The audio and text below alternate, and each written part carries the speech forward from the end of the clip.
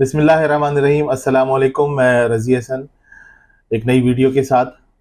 आज की वीडियो बनाने का जो सेहरा है वो हमारे कुछ दोस्तों को जाता है और कुछ ऑफिस में कुछ इस तरह के काम था, मैं बहुत बिज़ी था।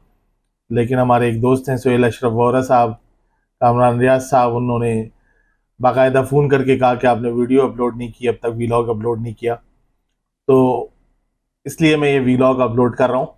और अगेन इसके अंदर जो मौजू है वो सेल्स टैक्स है। और इसकी अगर क्रोनोलॉजी हम देखें SRO 350 की, तो वो बड़ी इंपॉर्टेंट है इसको एक दफ़ा रिकैप करना।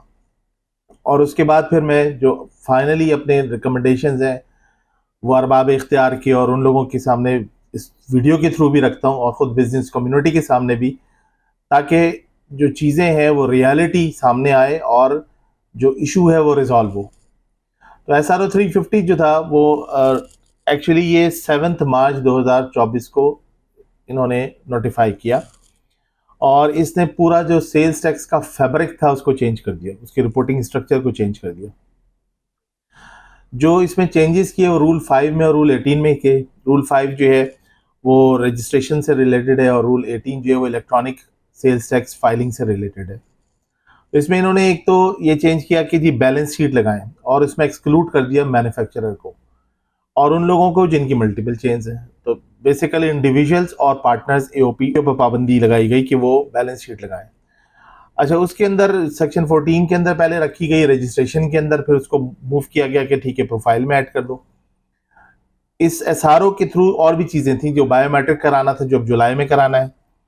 और इसके अंदर 2-3 नए कॉन्सेप्ट भी आए, प्री वेरिफिकेशन और जो पोस्ट वेरिफिकेशन है वो कमिश्नर से लेना। यानी अगर किसी का बिजनेस कैपिटल से एक तरह से सीलिंग बना दी गई कि उस बिजनेस कैपिटल से कि 5 गुना से ज़्यादा सेल नहीं कर सकता कोई। यानी अगर किसी का बिजनेस कैपिटल 1 लाख है तो वो 5 लाख तक की सेल कर सकता है।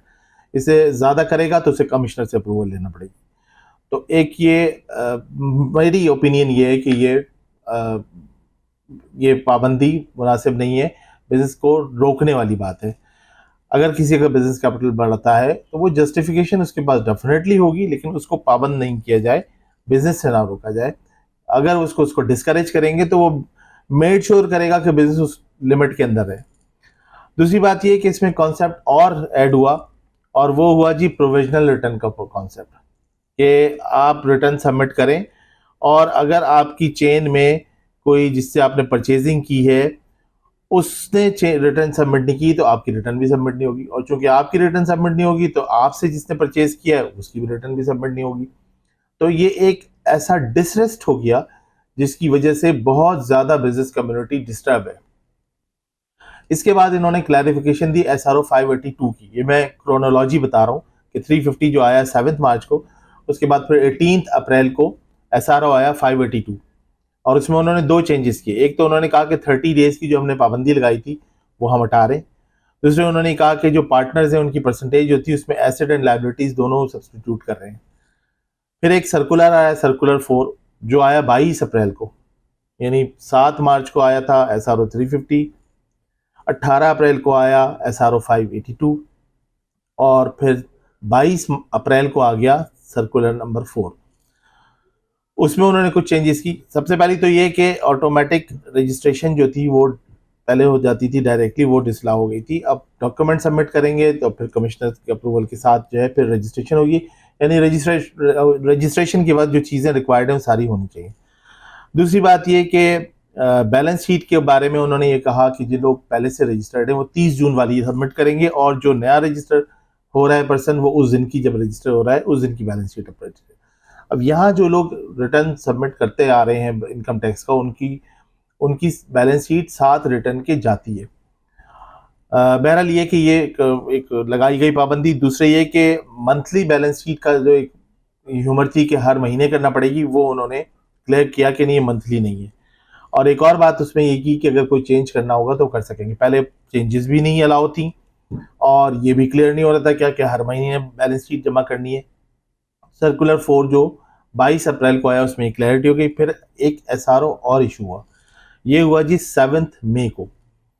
7th में कुछ ऐसा इशू हुआ, अगेन रूल 18 से रिलेटेड है, जिसमें इलेक्ट्रॉनिक सेल्स टैक्स की फाइलिंग है, और उसमें उन्होंने ये कहा कि डिक्लेयर्ड बिजनेस कैपिटल जो है उसको उन्होंने चेंज करा कि sum of the capital and liabilities declared in business balance sheet. तो अब जो इंटरनेशनल स्टैंडर्ड्स को तो छोड़ें, उस पर तो हम क्या अभी उस बात करें, जो जर्नली एक बैलेंस शीट का कॉन्सेप्ट है, वो एक बेसिकली बैलेंस शीट होती है, वो एक इक्वेशन होती है, एसेट और लायबिलिटीज जो है वो बराबर होती हैं उसके अंदर। और इसके अंदर जो ख़ास बात ये है कि जो बैलेंस शीट बनाई जाती है वो आम तौर पे on the last date of fiscal year बनाई जाती है, और इसके अंदर इनकॉर्पोरेट किया जाता है कंपनी का trading account, profit and loss account, ये सारी चीज़ों को इनकॉर्पोरेट करके बनाई जाती है। बहरहाल अब जो बैलेंस शीट सबमिट करने की बात है उसमें एसेट साइड पे 4 चीज़ें और बैलेंस लायबिलिटी साइड पे 4 चीज़ें। एसेट साइड पे जी फिक्स एसेट कितना है, इन्वेंट्री कितनी है, बैंक कितना है और अदर एसेट्स कितने हैं। और लायबिलिटी साइड पे कैपिटल कितना है, लॉन्ग टर्म बोरोइंग कितनी है, क्रेडिटर्स और पेबल्स कितना है, और अदर लायबिलिटीज कितनी है। ये 4 हेड्स में उन्होंने बैलेंस शीट रिक्वायर्ड की, और मुसलसल उसमें चेंज आ रहा है। एज अ लॉयर मैं ये समझता हूँ कि जब लेजिस्लेटर कोई लॉ बनाता है तो उसकी इंटेंशन क्लियर होनी चाहिए, और होती भी है, होनी भी चाहिए, और इसके अंदर वो लोग भी शामिल होने चाहिए जो स्टेक होल्डर हैं। एक मैं केस लॉ भी आपसे शेयर करना चाहता हूँ, ये चले आखिर में उसको वो करते हैं। बात ये कि जो जिस क्रोनोलॉजी के साथ ये चीज़ें चेंजेस हो रही हैं और जिस रफ्तार से चेंज हो रही हैं, अभी भी क्लैरिटी नहीं है, क्योंकि हमारे यहाँ जो बिजनेस होता है, इन्होंने इस एसआरओ के थ्रू मैन्युफैक्चरर को और उन लोगों की जिनकी मल्टीपल चेन है उनको तो एक्सक्लूड कर दिया, जबकि वो सप्लाई चेन का एक बहुत मेजर पोर्शन है इसमें। और जो इंटेंशन थी कि जी फ्लाइंग इनवॉइस कंट्रोल की जा रही है, तो जो ट्रेडर होता है वो तो मार्केट प्रैक्टिस ये है कि वो कहीं से गुडविल भी होती है उसकी, उस गुडविल पे कहीं से वो माल ले रहा होता है और आगे सेल कर रहा होता है। तो उसका बिजनेस कैपिटल जो उसने डिक्लेयर किया हुआ है, कई दफ़ा वो उससे ज़्यादा करने की भी उसकी कैपेसिटी होती है, और वो उस पर कारोबार कर रहा होता है, और वो उस चीज़ को सेल करके अपना प्रॉफिट रख के जो अमाउंट होता है जिससे उसने परचेज किया होता है, वो प्रिंसिपल अमाउंट विद उसका जो प्रॉफिट होता है वो दे देता है उसको, और अपना प्रॉफिट अपने पास रख लेता है। तो ये एक्चुअल प्रैक्टिस है जो मार्केट में है। अब यहाँ पर ये जो प्रोविजनल रिटर्न की जो बात आई है, इसके ऊपर मैं आपको एक केस लॉ शेयर करता हूँ। वैसे तो बहुत सारे होंगे, लेकिन मैं यहाँ जो भी शेयर कर रहा हूँ, ये जी जस्टिस मोहम्मद इकबाल साहब और जस्टिस आगा फैसल साहब का केस है 191 ऑफ 2018 का, कमिश्नर इनलैंड रेवेन्यू वर्सेस बाइको पेट्रोलियम पाकिस्तान लिमिटेड। इसकी हेयरिंग हुई थी 28 अप्रैल को, और जो जजमेंट आई थी वो 6 मई 2022 को आई थी। और इसमें कोर्ट ने ये डिसीजन दिया, the court decided that the penalties and surcharges should not be applied to the petroleum industry for late tax payments because the delay were caused by national financial problems, not by the company's intentional default. These financial issues were linked to government actions, यानी अगर कहीं beyond the powers of tax payer कोई issue आ रहा है, मसलन मैं अगर किसी अपने क्लाइंट की रिटर्न भर रहा हूँ और उस क्लाइंट ने किसी जिससे परचेज किया था वो अपनी रिटर्न नहीं भर रहा, तो we don't have the powers and force कि हम उसको कहें कि आप अपनी रिटर्न सबमिट करें। इसी तरह हम जब रिटर्न अपनी भरते हैं तो कोई और तीसरा आदमी जिसने हमसे परचेज किया है वो हमें फ़ोन करके कहे कि आपने रिटर्न सबमिट क्यों नहीं की, अब तक सबमिट करें।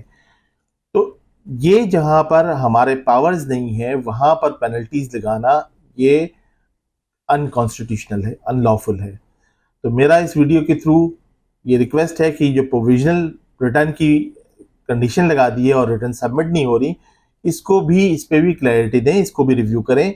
ऑलरेडी इसके ऊपर कई रिव्यूज आ चुके हैं, अभी मैंने आपसे क्रोनोलॉजीज की शेयर की है।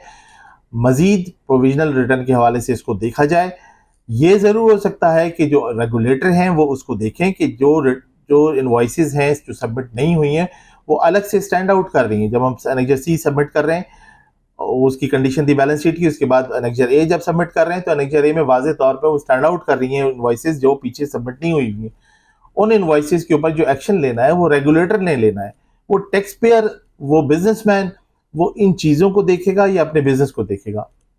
तो मेरा बिजनेस कम्युनिटी से भी ये रिक्वेस्ट है कि वो इस बात को अब फोकस करें और इस बात को पिच करें और इस बात पे क्लैरिटी गवर्नमेंट से सीख करें, इदारों से, कि हमारे पास जो पावर्स हैं वो नहीं है कि हम अपने किसी सप्लाई चेन में उनको प्रेशराइज करें कि आप सबमिट करें।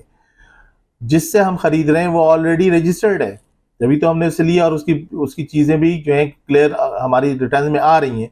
तो ये बात नहीं है कि वो कोई अनरजिस्टर्ड है, लेकिन उससे जो इनवॉइसेस हैं और वो उसने सबमिट नहीं की हैं, उनको सबमिट कराने का की फोर्स टैक्स पेयर के पास नहीं है, वो FBR के पास है, रेगुलेटर के पास है। वो उनको नोटिस करके उनको चेक कर सकता है।